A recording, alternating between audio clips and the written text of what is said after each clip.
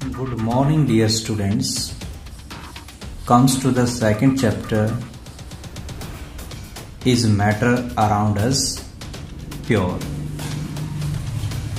Matter we have discussed in chapter number 1 of 9th class. Chapter number 1 में हम matter को discuss कर चुके हैं कि मैटर होता क्या है and what are the characteristics of matter we have discussed already. So is matter around us pure? हमारे आसपास जो मैटर होते हैं क्या वो प्योर हैं? तो पहले हम प्योर की डेफिनेशन को अंडरस्टूड करेंगे कि प्योर सब्सटेंसेस होते कौन से हैं. क्या हमारे आसपास सभी प्योर ही सब्सटेंस होते हैं? सो हम firstly we will discuss on the pure substances कि प्योर सब्सटेंसेस होते कौन से हैं. प्योर सब्सटेंसेस प्योर सब्सटेंसेस कौन से होते हैं? इट मीन्स a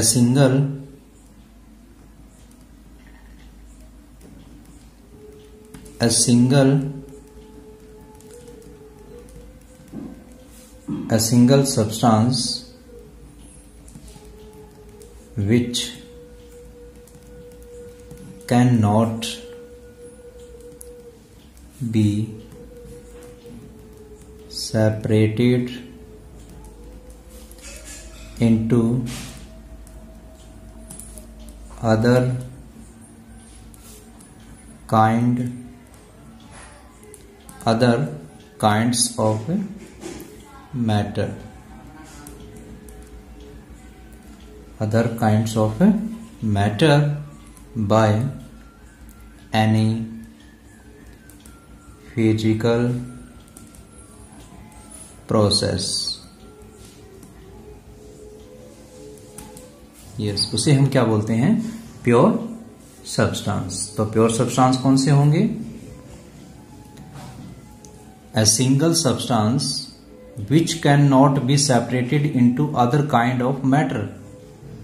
यानी जिसमें केवल एक ही टाइप के सब्सटेंस प्रेजेंट होते हैं, जिसमें एक ही टाइप के एटम प्रेजेंट हों.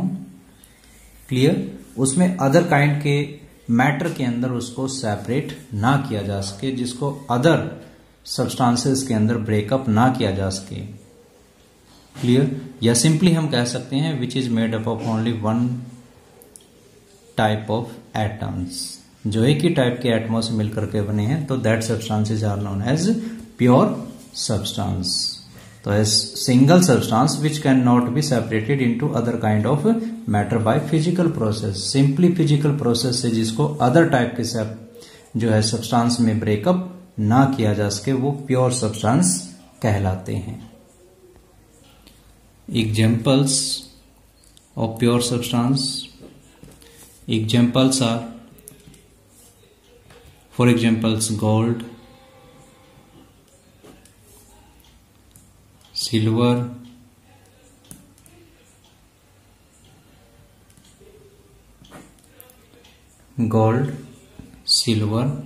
etc. अगर हम गोल्ड को लेते हैं तो गोल्ड वो गोल्ड के एटमों से मिलकर के ही बना है.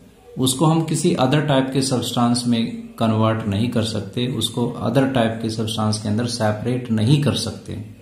अगर किसी सब्सटेंस के अंदर से अदर टाइप के सब्सटेंस उसके अंदर से निकल करके आते हैं, तो इट मीन्स वो क्या है? इम्प्योर सब्सटेंस है, वो प्योर नहीं है.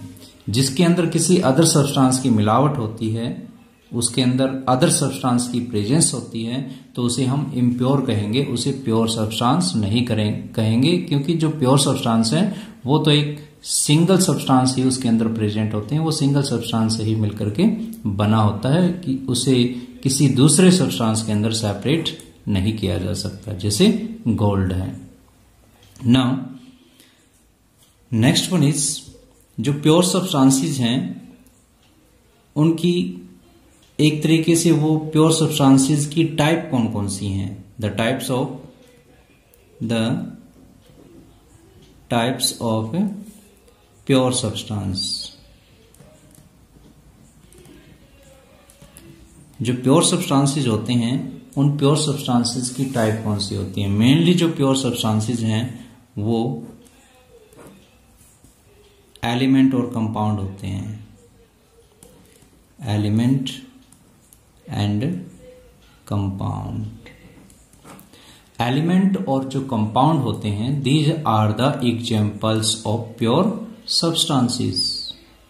हमने फर्स्ट चैप्टर में मैटर को स्टडी किया, फर्स्ट चैप्टर में हमने मैटर को स्टडी किया, क्लियर। नाउ मैटर के बाद जो मैटर को थोड़ा सा हम एक्सप्लेन कर लेते हैं, यहां पे डिस्कस करते हैं हल्का सा मैटर के बारे में। तो जो मैटर होता है वो एक प्रकार का कोई भी सब्सटेंस हो सकता है which occupy space and having mass और which can be felt by our sense organ, जिसे हम अपने सेंस ऑर्गन से फील भी कर सकते हैं, वो क्या होता है? मैटर होता है। It means matter, everything is the matter. जो अर्थ के ऊपर प्रेजेंट है, everything is the matter which have something mass and occupy space known as matter. अब वो जो मैटर है वो किससे मिलकर के बना होता है? मैटर किससे मिलकर के बना होता है? पार्टिकलों से मिलकर के बना होता है। हमने स्टडी किया था फर्स्ट चैप्टर में, क्लियर। तो जो मैटर की जो स्मॉलेस्ट यूनिट होती है वो क्या होती है? एटम्स। एटम्स। और मैनी टू और मोर एटम्स आपस में कंबाइन होंगे तो क्या बनेगा? एलिमेंट। और एलिमेंट से मॉलिक्यूल की फॉर्मेशन होती है और मॉलिक्यूल से कंपाउंड की फॉर्मेशन होती है। These are the generally classification. ये जनरली क्लासिफिकेशन है कि जो मैटर का जो स्मॉलेस्ट फॉर्म होती है, जो स्मॉलेस्ट पार्टिकल होता है वो एटम होता है, which can not be broken down into simpler one according to Dalton. Dalton के अनुसार एटम को और स्मॉलर पार्टिकल में ब्रेकअप नहीं किया जा सकता, यानी मैटर की जो स्मॉलेस्ट यूनिट होती है वही एटम होती है, which can not be broken down into simpler one, जिसको और ज्यादा छोटे पार्टिकल्स में ब्रेकअप ना किया जा सके। टू और मोर एटम्स, दो या दो से ज्यादा एटम्स आपस में कंबाइन होंगे और कंबाइन होकर के एलिमेंट की फॉर्मेशन करते हैं। अभी यहां पे हमने डिस्कस किया प्योर सब्सटेंस, और प्योर सब्सटेंस में एलिमेंट और कंपाउंड आते हैं। कौन आते हैं? एलिमेंट एंड कंपाउंड आते हैं। तो ये एलिमेंट होते क्या हैं? एलिमेंट्स और मॉलिक्यूल्स को भी हम यहाँ पे स्टडी करेंगे, थोड़ा सा इसके बारे में जान लेते हैं। तो एटम्स जो है एक सिंगल एटम है, और ऐसे ऐसे सिंगल एटम जब बहुत सारे एटम आपस में कंबाइन हो जाएंगे तो एलिमेंट की फॉर्मेशन होगी। फॉर एग्जांपल्स, दो या दो से ज्यादा अधिक एटम, जैसे H2 है, H2 के अंदर दो एटम है, मोर देन 2 एटम होंगे, तो दो या दो से ज्यादा एटम आपस में कंबाइन होंगे तो यहाँ पे H2 की फॉर्मेशन हो गई। और H2 क्या है? एक एलिमेंट का एग्जाम्पल है, क्लियर। जो दो या दो से ज्यादा एटम से मिलकर के बना होता है वो एलिमेंट होता है। और एलिमेंट की डेफिनेशन के अंदर हमें ये भी रिटर्न करना होता है, ये भी राइट करना होता है कि जो एलिमेंट है वो केवल सेम टाइप के एटम से मिलके बना है। जो एलिमेंट हैं वो एटमों से तो मिलकर के बनते हैं, लेकिन सेम टाइप के एटमों से मिलके बनते हैं। एक ही टाइप के एटम से मिलकर के जो बनेंगे वो एलिमेंट कहलाते हैं। जो मॉलिक्यूल्स हैं वो क्या होते हैं? मॉलिक्यूल्स भी 2 या 2 से ज्यादा एटम्स के कॉम्बिनेशन से मॉलिक्यूल बनता है। तो यहाँ पे एलिमेंट और मॉलिक्यूल में डिफरेंस क्या है? एटम के कॉम्बिनेशन से एलिमेंट भी बनता है और मॉलिक्यूल भी बनता है। एटम्स जब सेम टाइप के एटम होंगे तो एलिमेंट बनेगा, चाहे वो सेम के हों चाहे वो डिफरेंट के हों, तो वो मॉलिक्यूल कहलाएगा। तो ये मॉलिक्यूल्स भी, H2 को हम मॉलिक्यूल भी कह सकते हैं और H2 एक एलिमेंट भी। एलिमेंट तो है, क्यों? क्योंकि ये सेम टाइप के एटम से मिलकर के बना है। मॉलिक्यूल क्यों है? क्योंकि दो या दो से ज्यादा अधिक एटमों से मिलकर के जो बनेगा वो मॉलिक्यूल कहलाता है। बट एलिमेंट हमेशा सेम टाइप के एटमों से मिलकर के बना होता है, और जो मॉलिक्यूल है वो सेम टाइप के एटमों से भी हो सकता है और डिफरेंट टाइप के एटमों से भी हो सकता है। For example CO2 carbon dioxide gas है, कार्बन डाइऑक्साइड है, ये एक मॉलिक्यूल है। H2O है, वाटर है, ये भी एक मॉलिक्यूल है। तो ये भी मॉलिक्यूल है और ये भी मॉलिक्यूल है, ये दोनों ही मॉलिक्यूल हैं। क्यों? क्योंकि इनमें 2 या 2 से ज्यादा एटम प्रेजेंट है। इसमें 2 एटम हाइड्रोजन के हैं और 1 एटम ऑक्सीजन का है, तो ये क्या हुआ? मॉलिक्यूल हुआ।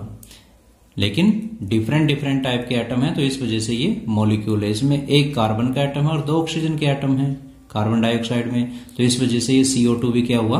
मॉलिक्यूल हुआ। तो इन मॉलिक्यूल्स को हम एलिमेंट नहीं कह सकते, क्योंकि ये मॉलिक्यूल सेम टाइप के एटमों से मिलकर के नहीं बने हैं। अगर हम O2 की बात करें तो O2 ऑक्सीजन गैस है, ये सेम टाइप के एटमों से मिलकर के बनी है, तो ये क्या है? एलिमेंट है।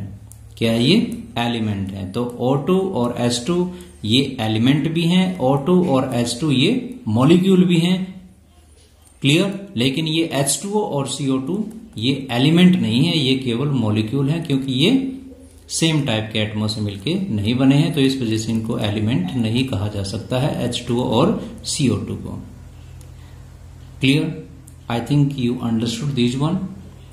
तो जो कंपाउंड्स होते हैं, कंपाउंड्स के अंदर 2 या मोर देन 2 एलिमेंट्स आपस में केमिकली रिएक्टेड होकर के जो है एक प्योर सब्सटेंस कंपाउंड की फॉर्मेशन करते हैं। तो कंपाउंड को हम बाद में डिस्कस करेंगे। Now comes to again this one, types of pure substances. तो जो प्योर सब्सटेंसेस हैं वो एलिमेंट भी होते हैं और कंपाउंड भी होते हैं। These are the 2 examples of pure substances. अभी ऊपर भी हमने डिस्कस किया, जैसे गोल्ड है, गोल्ड एक एलिमेंट हो गया, क्योंकि गोल्ड के अंदर गोल्ड के ही एटमों से मिलकर के बना है। बहुत सारे गोल्ड के एटम्स के अंदर प्रेजेंट होते हैं, तो इस वजह से वो एलिमेंट भी है। क्लियर? तो ये एक एलिमेंट का एग्जांपल है। So type of pure substances में एलिमेंट हो गया और कंपाउंड हो गया। तो firstly we will discuss about the element. हम पहले एलिमेंट को डिस्कस करते हैं कि एलिमेंट होता क्या है।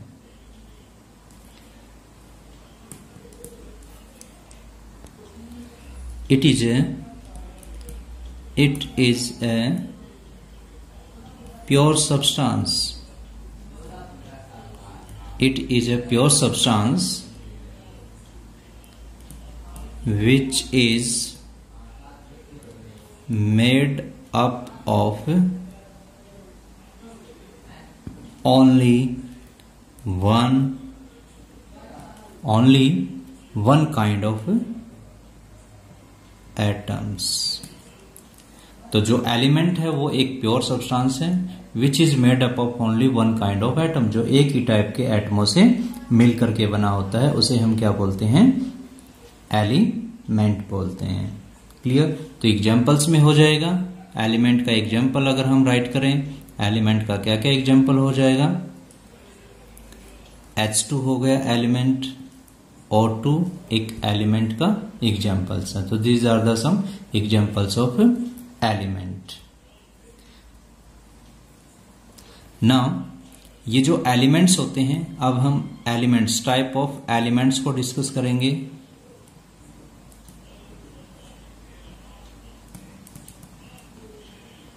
टाइप्स ऑफ एलिमेंट, हम एलिमेंट की टाइप को डिस्कस करते हैं। तो जो एलिमेंट की टाइप हैं वो firstly according to physical state, physical state के अकॉर्डिंग जो एलिमेंट्स होते हैं, these are of the 3 type. First one is solid, second one liquid and third one gas. Solid, liquid and gas, solid, liquid and gas, these are the type of element according to physical state। तो ये physical state के according element की type है कि solid, liquid and gas. और solid, liquid और gases को हम ऑलरेडी डिस्कस कर चुके हैं। क्लियर? सॉलिड, लिक्विड और गैसेस को हम ऑलरेडी डिस्कस कर चुके हैं। फॉर एग्जांपल सॉलिड में अगर एग्जांपल्स लें कि ऐसे एलिमेंट का एग्जांपल जो सॉलिड है, जो सॉलिड फॉर्म में है, तो जैसे गोल्ड हो गया, गोल्ड सॉलिड फॉर्म में है और वो एक एलिमेंट भी है, एक ही टाइप के एटमों से मिलकर के बना है। Clear. For example liquid element है, लिक्विड में फॉर एग्जांपल जैसे मरकरी है, वो भी लिक्विड में मिलता है। जो लिक्विड है, मरकरी है, एक एलिमेंट है, वो लिक्विड फॉर्म में पाया जाता है। क्लियर। एंड इन गैसियस में जैसे ऑक्सीजन है, हाइड्रोजन है, so these are the element which are found in the form of gas. Clear. तो जो रूम टेम्परेचर पे सॉलिड फॉर्म में होते हैं वो सॉलिड एलिमेंट कहलाते हैं, जो रूम टेम्परेचर के ऊपर लिक्विड फॉर्म में होंगे वो लिक्विड एलिमेंट कहलाते हैं, और जो गैस फॉर्म में होते हैं रूम टेम्परेचर पे वो गैसियस एलिमेंट कहलाते हैं। Now another one types of element, ये तो थी first according to physical state, but according to based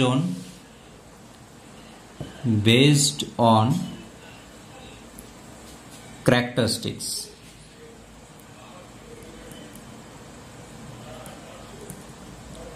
based on characteristics,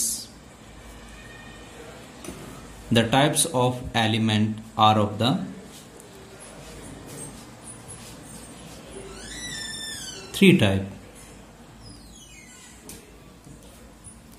Based on characteristics, elements are classified as first हुआ according to, so based on characteristics, character के आधार पर जो elements हैं, these are of the three types. First one is metal, non metal,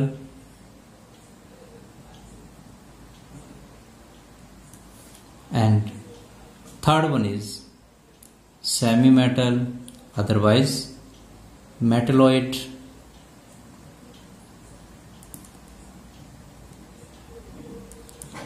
Semi metal. Now, what are the metals? Metals होती कौन सी हैं?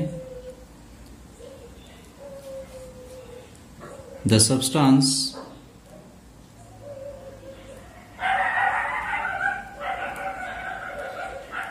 or element,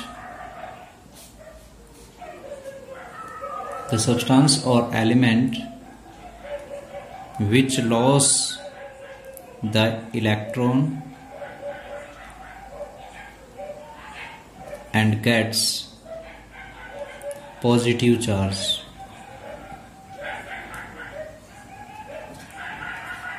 Metal are those elements which lose the electrons and gets positive charge. जो electron को loss करके positive charge acquire करता है, यानी जो इलेक्ट्रॉनों को लॉस करके पॉजिटिव चार्ज एक्वायर कर लेते हैं। अगर कोई एलिमेंट एक इलेक्ट्रॉन को लॉस करता है तो उसके ऊपर सिंगल पॉजिटिव चार्ज आ जाएगा। यदि वो दो इलेक्ट्रॉनों को लॉस करेगा तो उसके ऊपर 2 पॉजिटिव चार्ज आ जाएगा। तो मेटल कौन सी होती हैं? Which loss the electron and gets positive charge. And non metal कौन सी होती हैं? The element which gain the electron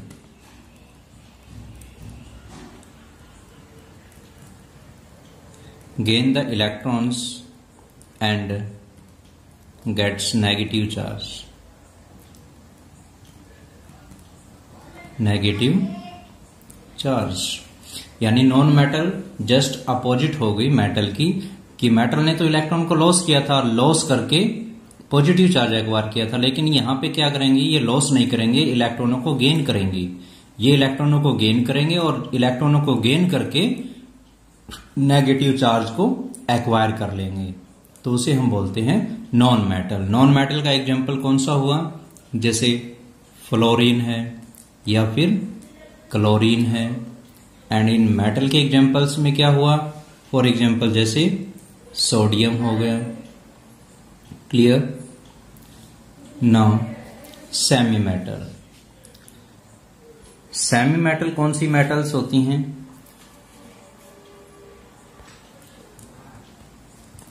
semi metals which have the characters which have the characters of both metal and non-metal, metals and non metal. Semi metal वो होती हैं जो इन दोनों की बीच की प्रॉपर्टी रखती है, यानी वो मेटल की प्रॉपर्टी भी शो करती है और नॉन मेटल की भी प्रॉपर्टी शो करती है। It means which have the characteristics of both metals and non metal. जो मेटल और नॉन मेटल दोनों की प्रॉपर्टी रखते हैं उन्हें हम सेमी मेटल कहते हैं। तो सेमी मेटल्स में एग्जाम्पल किसका हुआ, फॉर एग्जाम्पल आर्सेनिक है, एंटीमनी है, arsenic the example of semi metal. Now it is the classification according to characteristics, कि एलिमेंट के कैरेक्टर के अकॉर्डिंग एलिमेंट को क्लासिफाई किया है 3 कैटेगरीज के अंदर, मेटल्स, नॉन मेटल और सेमी मेटल। जो मेटल्स होती हैं वो इलेक्ट्रॉनों को लॉस करके पॉजिटिव चार्ज, और जो नॉन मेटल होते हैं वो इलेक्ट्रॉनों को गेन करके एक्वायर करके नेगेटिव चार्ज एक्वायर करती हैं। और जो सेमी मेटल होती हैं, ये सेमी मेटल इन दोनों की बीच की प्रॉपर्टी रखती हैं, दोनों के कैरेक्टर्स को शो करती हैं, उसे हम सेमी मेटल बोलते हैं। एग्जाम्पल्स इस आर्सेनिक है, एंटीमनी है, bismuth. Okay, now comes to the next topic is compound. यहाँ पे हम जो प्योर सब्सटेंसेस है वो एलिमेंट और कंपाउंड्स 2 ही टाइप के प्योर सब्सटेंसेस यहाँ पे डिस्कस किए हैं हमने। तो एलिमेंट का टॉपिक हमारा कंप्लीट होता है। एलिमेंट की 2 क्लासिफिकेशन की है हमने। First classification according to physical state, जिसमें सॉलिड, लिक्विड, गैसेज आती हैं, और second classification according to characteristics, based on characteristics के अकॉर्डिंग ये मेटल, नॉन मेटल और सेमी मेटल या मेटलॉइड होती हैं। Now comes to the second part is compound. Compound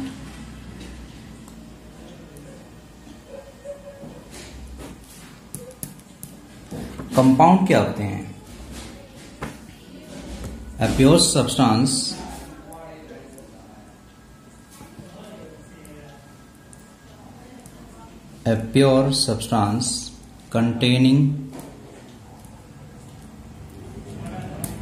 containing 2 or more element which are combined together in a fixed proportion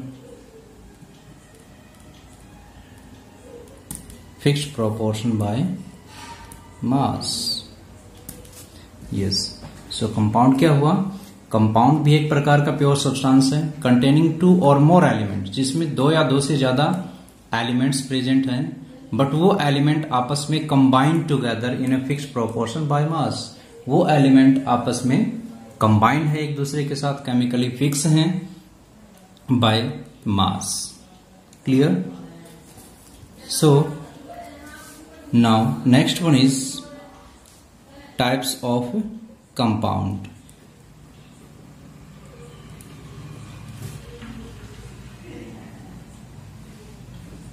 types of compounds.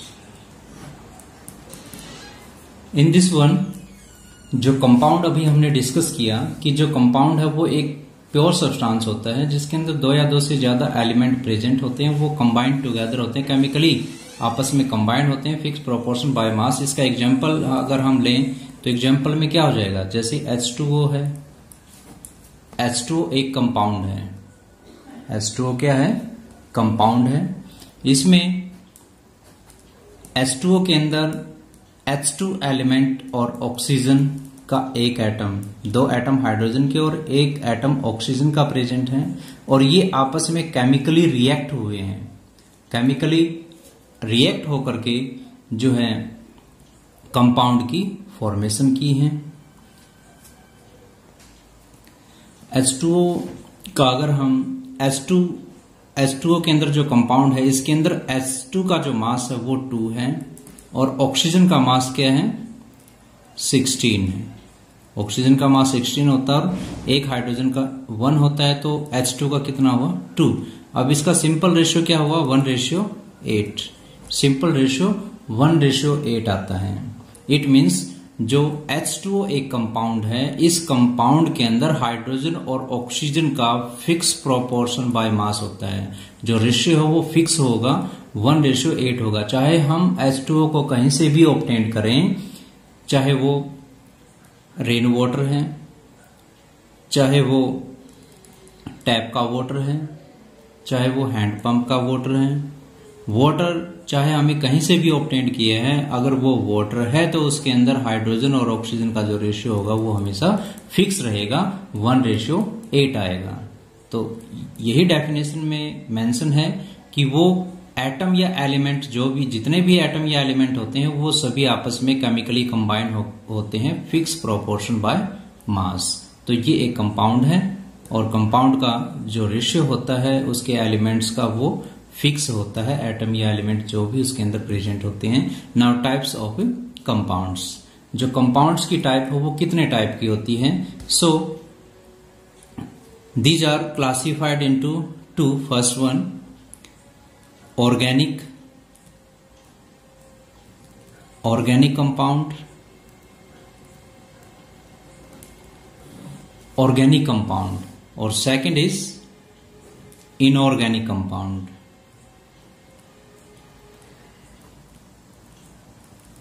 Inorganic compound, जो organic compound है वो कौन से होते हैं, organic compound generally obtained from living things. These are obtained from living things. Living things, for examples, या तो plant से, लिविंग थिंग में क्या आ गए, या तो प्लांट या फिर एनिमल, प्लांट या एनिमल। तो इट मीन्स ऐसे कंपाउंड जो हमें प्लांट्स या एनिमल से ऑब्टेन होते हैं उन्हें हम ऑर्गेनिक कंपाउंड कहते हैं। प्लांट्स और एनिमल से क्या क्या हमें ऑब्टेन होता है, फॉर एग्जांपल शुगर हमें ऑब्टेन होती है, अल्कोहल ऑब्टेन होती हैं, क्लियर, दीज आर द सम। या फिर जो है एसिटिक एसिड ऑब्टेन होता है, प्रोटीन ऑब्टेन होता है, ऑयल प्रेजेंट होते हैं, तो these are the some organic compound. Example में शुगर हम राइट कर सकते हैं,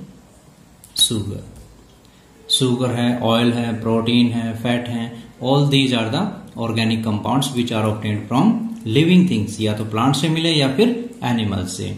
नाउ इनऑर्गेनिक कंपाउंड्स कौन से होते हैं, विच are obtained from non-living things. Non-living things such as non-living things के अंदर जैसे रॉक है, क्लियर,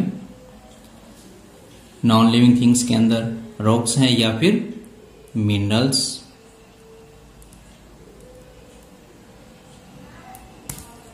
रॉक्स और मिनरल्स। एग्जाम्पल्स में जैसे सॉल्ट हो गया, सॉल्ट इसका एग्जाम्पल है। मार्बल हो गया, कॉमन सॉल्ट हो गया, मार्बल्स हो गए। Clear? These are the inorganic compound which obtained from, या तो वो रॉक से मिलेंगे या फिर मिनरल से, रॉक या मिनरल से, या फिर may be non living things, कोई नॉन लिविंग थिंग्स है उससे जो हमें ऑब्टेन होता है वो इनऑर्गेनिक कंपाउंड कहलाते हैं। एग्जाम्पल्स में हो गया salt and marbles. Okay, now characteristics of compound.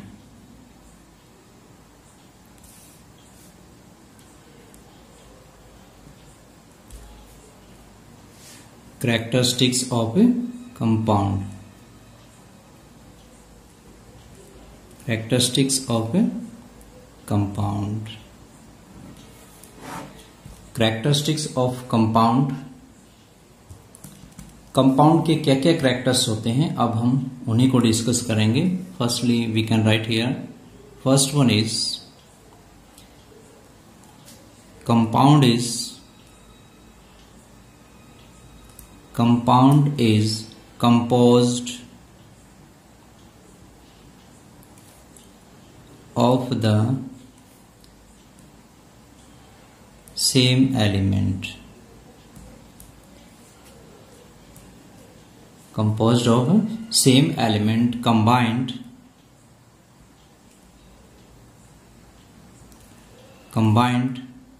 in a fixed ratio by mass. Now second is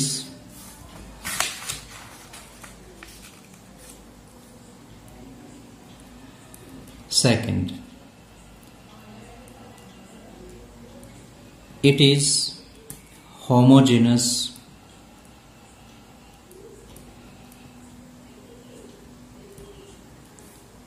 in nature,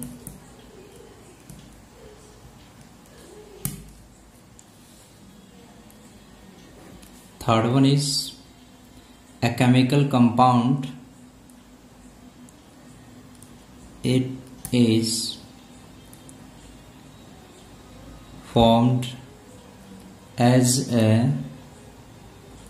result of chemical reaction between the constituent elements.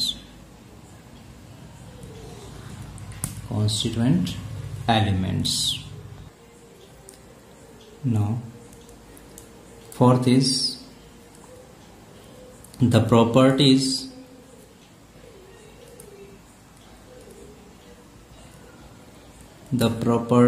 of compound. The properties of compound are different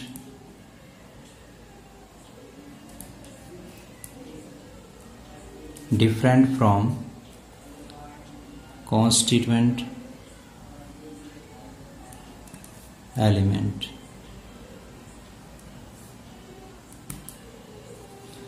Fifth is constituent of elements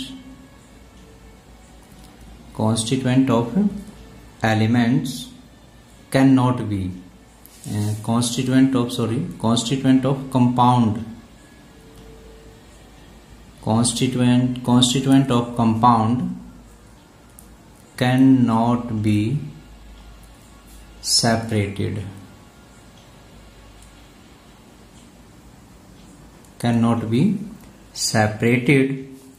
Mechanically.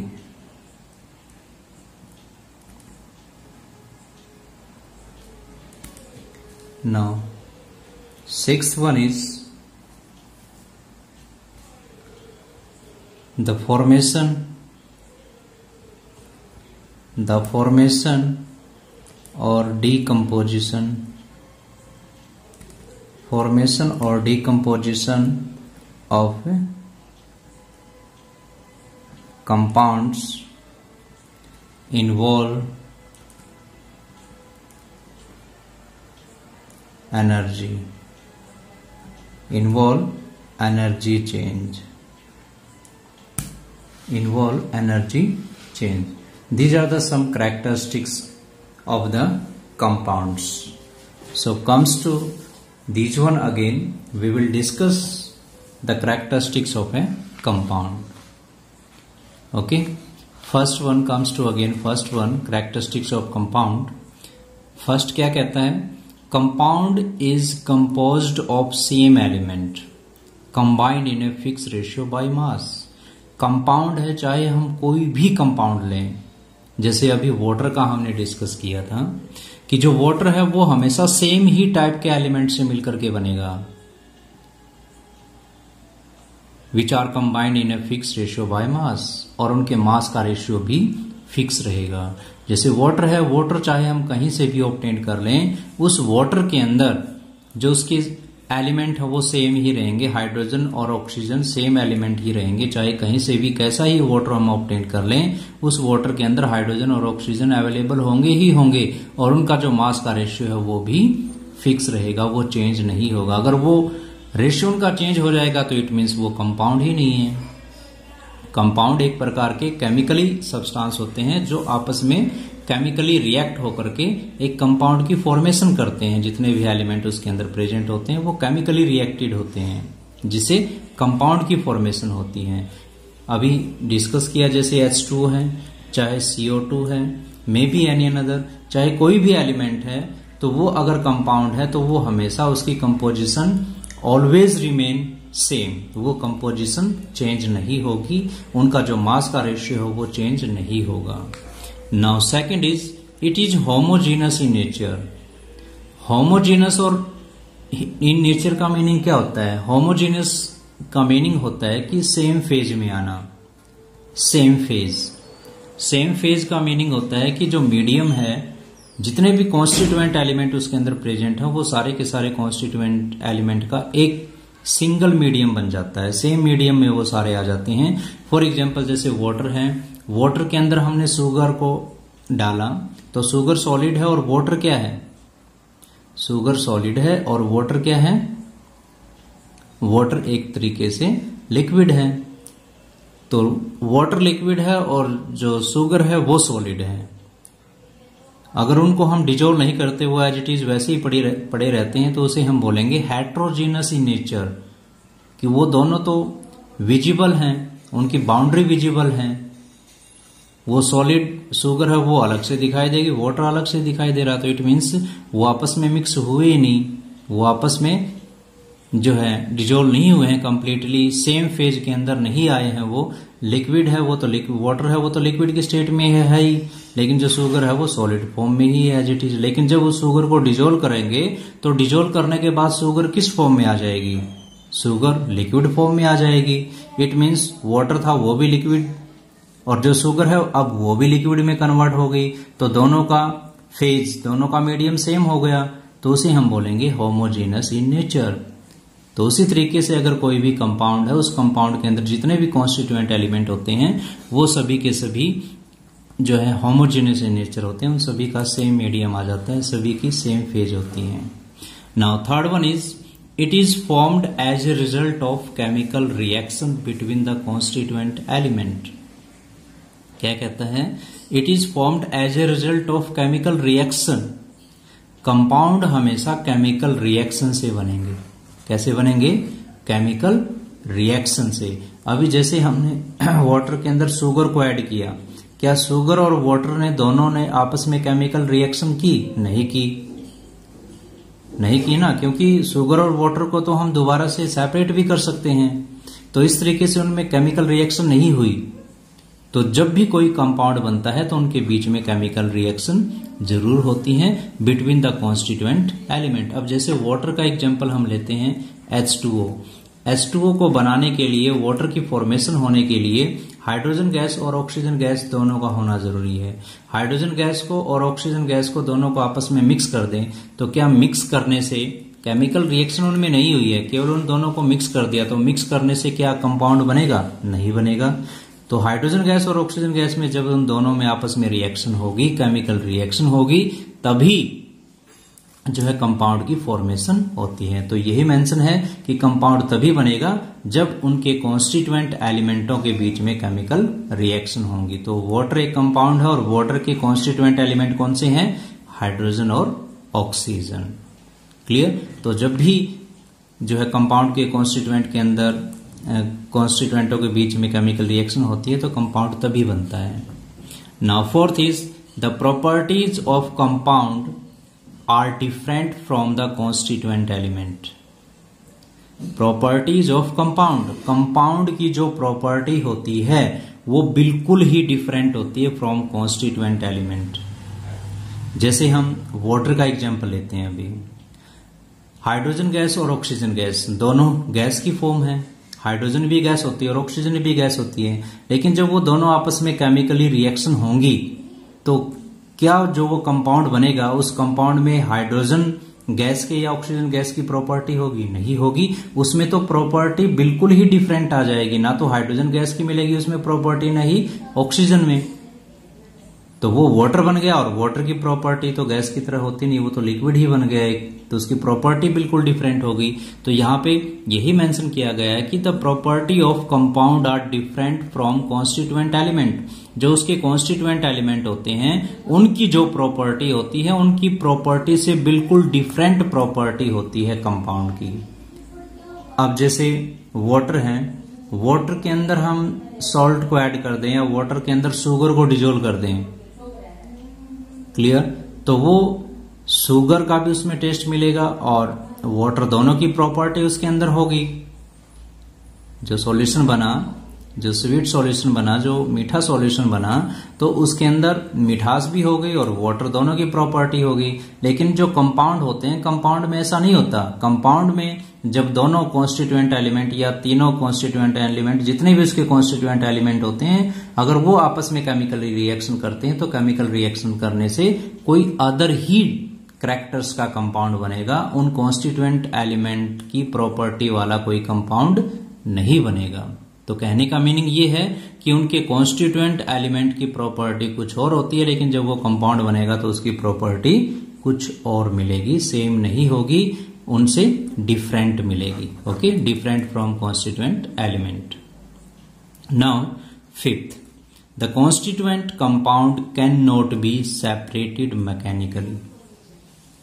हम simple किसी process से जो compound के constituent होते हैं उनको अलग अलग नहीं कर सकते हैं। अब जैसे वाटर है, H2O है, H2O वाटर के अंदर से क्या हाइड्रोजन को और ऑक्सीजन को अलग अलग कर सकते हैं हम किसी सिंपल मेथड से?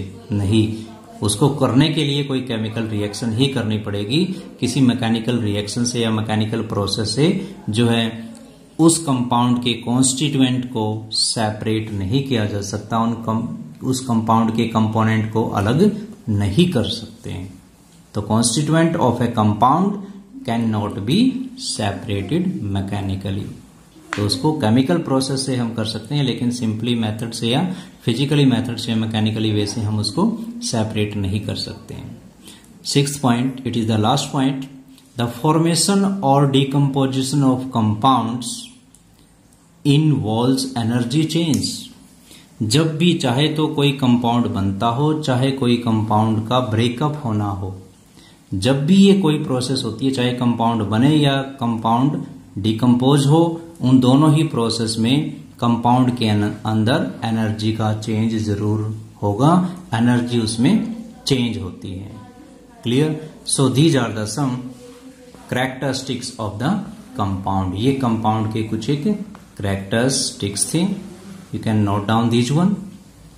Okay, I hope that you understood it clearly. So if you like this one channel, so please subscribe it, क्योंकि सब्सक्राइब करने से जो भी लेटेस्ट इंफॉर्मेशन होगी इस चैनल की वो तुरंत आपके पास पहुंच जाएगी। Okay, so you will revise this chapter up to here. Thank you. Have a nice day.